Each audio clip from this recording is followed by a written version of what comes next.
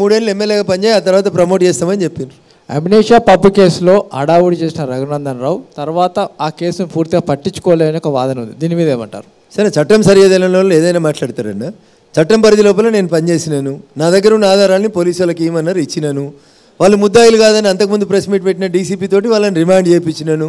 ఇంకేం చేస్తాడు రఘునందన్ రావు? రాత్రి ఉరి తీస్తాడా? తర్వాత ఛార్జ్షీట్ వేయాలి, కోర్టుకోవాలి, ట్రయల్ కావాలి. ఇడిచిపెట్టడం ఏముందన్న? ఒక ఎమ్మెల్యే కొడుకు బీఆర్ఎస్ పార్టీతో అంటగాగుతున్నటువంటి పార్టీకి సంబంధించిన ఒక ఎమ్మెల్యే కొడుకు రిమాండ్ అయ్యిండు. నా పోరాటం అంతవరకే. ఆ అమ్మాయికి అన్యాయం జరుగుతుంది, నిలబడ్డాను, కొట్లాడినాను. ఒరిజినల్గా తప్పు చేసిన వాళ్ళని జైలుకు పంపించినాను. బెయిల్ మీద తర్వాత ఎట్లాగ వస్తారు? ఈ దేశంలో ఎవరు జైలుకు అయినా బెయిల్ మీద బయటికి రావాల్సిందే.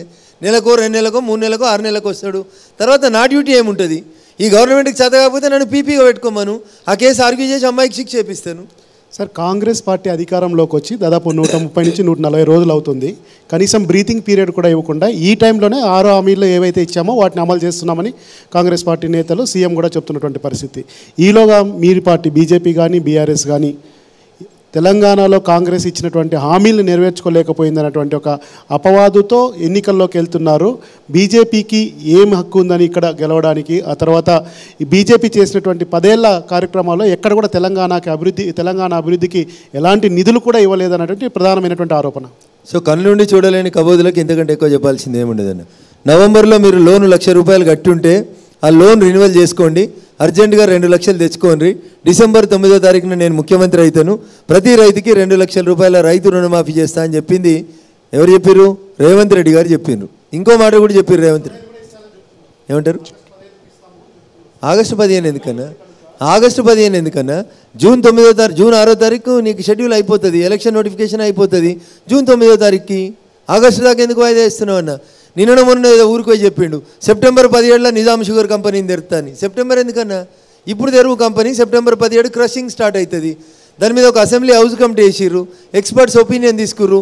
నిజాం షుగర్ ఫ్యాక్టరీని ఎట్లా తెరవాలనేది చంద్రశేఖరరావు గారు వేసిన అసెంబ్లీ హౌస్ కమిటీ ఒక పుస్తకం ఇచ్చింది.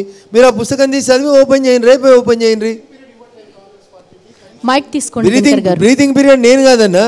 డిసెంబర్ 9వ తారీఖు రోజు ₹2,00,000 మాఫీ చేస్తా అని చెప్పింది ఎవరు? రేవంత్ రెడ్డి గారు చెప్పిండ్రు. మీరు చెప్పింది చేయమని అడిగితే బ్రీతింగ్ పీరియడ్ ఏందన్నా? నువ్వే చెప్పినావు కదా, కేసీఆర్ ఉంటే 5,000 వస్తుంది రైతు రుణమా, రైతు బంధు. కేసీఆర్ పోతే 15,000 వస్తుంది అని చెప్పిండు. అందుకని మేము సాక్ష్యాలు కూడా తెచ్చినామన్నా. కేసీఆర్ ఉంటే 5,000, కేసీఆర్ పోతే 15,000. నా బొమ్మ లేదు, ఇక్కడ రేవంత్ రెడ్డి బొమ్మ ఉంది. అందుకని అడుగుతున్నాం. అది నువ్వే చెప్పినావు కదా, కేసీఆర్ను పంపూరి 15,000 ఇస్తాను, పంపమని అడుగుతున్నావు. మహిళా సోదరిమణులకు మేము ఏదో హామీ నెరవేర్చినా అని చెప్పినావు. నువ్వు ఎన్నికల కంటే ముందు మేనిఫెస్టోలో చెప్పినావు. ఏమన్నావు? ఆటో డ్రైవర్లకి ఏడాదికి 12,000 ఇస్తా అన్నావు. ఇప్పుడు ఆటో డ్రైవర్లు ధర్నా చేస్తున్నారు, ఆటో డ్రైవర్లు ఆత్మహత్య చేసుకుంటున్నారు. ఇచ్చాయి 12,000. ఇవి నేను చెప్పినవి కాదు కదన్న, ఇది నా హామీ కాదు కదా, రేవంత్ రెడ్డి గారి హామీ కదా. కేసీఆర్ మల్లారెడ్డి తోడు దొంగలు నేను అనలేదన్న. ఈ మాట రేవంత్ రెడ్డి గారు అన్నారు. నీకు ఉన్నటువంటి ప్రధాన సలహాదారని చెప్పుకునేటువంటి గౌరవనీయులు వేం నరేందర్ రెడ్డి గారిని కలిసిన తర్వాత ఈ మల్లారెడ్డి అనేటువంటి తోడు దొంగ పోయి కర్ణాటకకు పోయి అక్కడ